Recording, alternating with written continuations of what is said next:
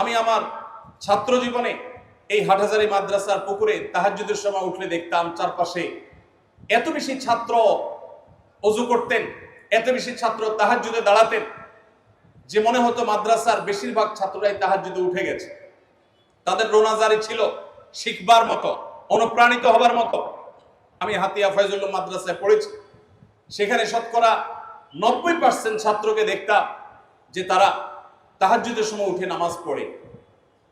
আমি আমার পরীক্ষার এমন দৃশ্যের কথা প্রায় মনে পড়ে বলতে পারি আপনাদের সাথে।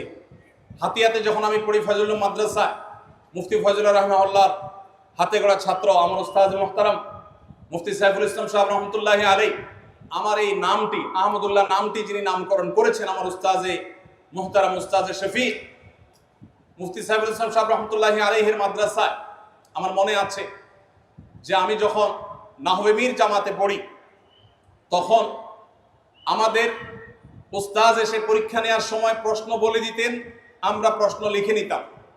লেখার পর উস্তাজ বলতেন, যাও যার যার রুমে চলে যাও, পরীক্ষার এই প্রশ্নের জবাব লিখে নিয়ে আসো। আমরা প্রশ্ন লিখে সবাই যার যার রুমে চলে যেতাম। নির্দিষ্ট সময় দেয়া থাকতো, সবাই প্রশ্ন লিখে প্রশ্নের উত্তর লিখে আবার চলে আসতাম। কেন রুমে যেতাম? কারণ সেখানে আসলে আলাদা পরীক্ষার হল বলতে আলাদা কিছু ছিল না। হাতিয়া মাদ্রাসা সম্পর্কে যারা জানেন তারা বলতে পারবেন।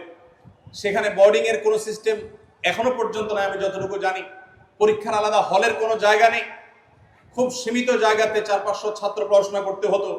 তো আমরা যার যার জায়গায় গিয়ে পরীক্ষার খাতায় প্রশ্নের উত্তর লিখে নিয়ে আসতাম। আজও গোটা পৃথিবীতে এ ধরনের ঘটনা যদি বলা হয়, পৃথিবীর যে কোনো প্রান্তের মানুষের কাছে রূপকথার গল্পের মতো মনে হবে। অথচ বাস্তবতা হলো যে একজন শিক্ষার্থী, আমাদের ক্লাসে 50-55 জন ছাত্র ছিলেন। আমি তখন অনেক ছোট ছিলাম বয়সে, আমার পরিষ্কার মনে আছে। আমি নিজে অবাক হয়েছি, কারণ এর আগেও আমি 1-2টি মাদ্রাসায় পড়েছি, এরকম দৃশ্য দেখিনি। সব মাদ্রাসায় এরকম দৃশ্য নেই। তখন আমি দেখেছি যে সব ছাত্র ভাইয়েরা প্রত্যেকে আমানতদারিতার সাথে আল্লাহকে ভয় করে প্রত্যেকে পরীক্ষার খাতায় যা পাচ্ছেন তা লিখে এনে উস্তাদের কাছে, শিক্ষকের কাছে জমা করে দিয়েছে। মাদ্রাসার ছাত্রদের নীতি নৈতিকতা, তাদের আমল, তাদের আদর্শ এবং অর্জিত জ্ঞান অনুযায়ী আমল করার যে উজ্জ্বল উদাহরণ আমরা আমাদের ছাত্র জীবনে, আমাদের শৈশবে দেখেছি, আজ সেটা অনেকখানি হারিয়ে যাচ্ছে। ভাইরা আমার, গোটা দেশ, গোটা জাতি, বরং গোটা বিশ্বের মানুষ চেয়ে আছে আজ আপনাদেরকে নেতৃত্ব দিতে হবে। মানুষকে আদর্শের পথে মানুষকে উঠাতে হবে, নীতিবান বানাতে হবে, নামধারী মুসলমানদেরকে সত্যিকারের মুসলমান বানাতে হবে। আপনারা সেই নবীওয়ালা মেহনতের কান্ডারি হতে হলে, নবীদের ওয়ারিস হতে হলে আপনাদের ইলম অনুযায়ী আমলের ব্যাপারে সর্বোচ্চ সতর্ক থাকতে হবে। একজন হক্কানি আলেমের সবচেয়ে বড় মার্কাগুলোর একটি হলো দুনিয়া বিমুখতা। আমরা অনেকে কোরআন হাদিসের জ্ঞান অর্জন করি, অথচ দুনিয়ার প্রতি আকর্ষণ এত বেশি থাকে যে দুনিয়া আমাদেরকে আচ্ছন্ন করে ফেলে, আমাদেরকে গ্রাস করে ফেলে, আমাদেরকে গিলে ফেলে। পার্থিব বিভিন্ন মোহ এগুলো আমাদেরকে এমন ভাবে ঝেঁকে ধরে যে আমাদের আদর্শের জায়গা থেকে আমরা সরে যাই, আমাদের লক্ষ্য, আমাদের টার্গেটের জায়গা থেকে আমরা বিচ্যুত হয়ে যাই, বিভ্রান্ত হয়ে যাই। অতএব একজন আদর্শ আলেম হওয়ার জন্য আপনার জীবনের লক্ষ্য ঠিক করতে হবে। পার্থিব জীবনে অর্থ আহরণ করা, অর্থ সংগ্রহ করা, অর্থ সঞ্চয় করা, সম্পদশালী হওয়া, এটা একজন আলেম, আপনি দায়ী হিসাবে, আলেম হিসাবে আপনার টার্গেট হতে পারে না। অতএব দুনিয়া বিমুখতার এই জায়গাটাতে আমাদেরকে আলাদা করে মনোযোগ দিতে হবে। আর এই কাজটিকে বাস্তবায়ন করার জন্য 4 নম্বর পয়েন্ট হলো আল্লাহর নেককার বান্দাদের সোহবত।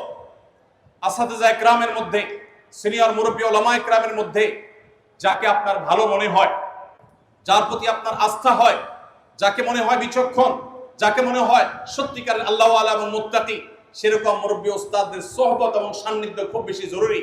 আজ আমাদের মাদ্রাসার ছাত্রদের মধ্যে একটি অধঃপতন আমি দেখতে পাচ্ছি, আর সেটি হলো মাদ্রাসার শিক্ষার্থী ভাইদের, বন্ধুদের একটা বড় অংশ তারা নিজেদেরকে স্বয়ং সম্পূর্ণ মনে করে, উস্তাদ এবং মুরব্বীদের কোনো প্রকার তত্ত্বাবধানের প্রয়োজন মনে করে না।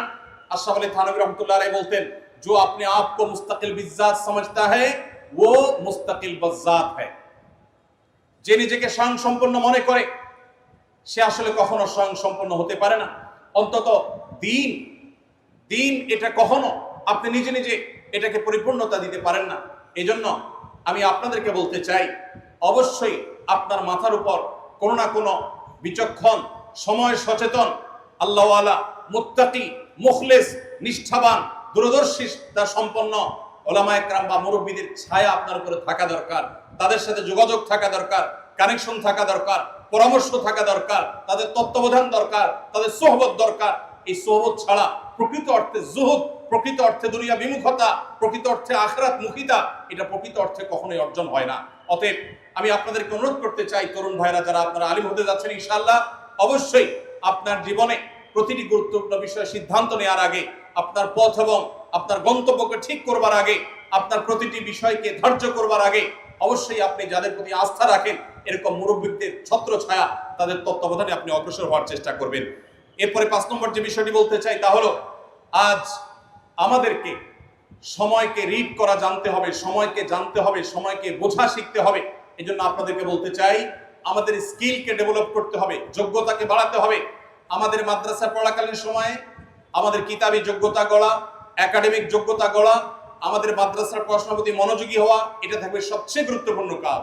পাশাপাশি আমরা যখন কর্মস্থলে যাব, আমরা যখন কাজের ময়দানে যাব, তার আগে বিশেষ করে দাওয়াতি ফিল্ডে যারা কাজ করবেন তাদেরকে সময়ের ভাষা রপ্ত করতে হবে, তাদেরকে সময়ের গুরুত্বপূর্ণ বিষয়গুলো রপ্ত করতে হবে, রাজনীতি সচেতন হতে হবে, সমাজের পালসকে বুঝতে চেষ্টা করতে হবে। এই জন্য প্রয়োজনীয় যে যোগ্যতা আছে সেগুলো অর্জন করতে হবে।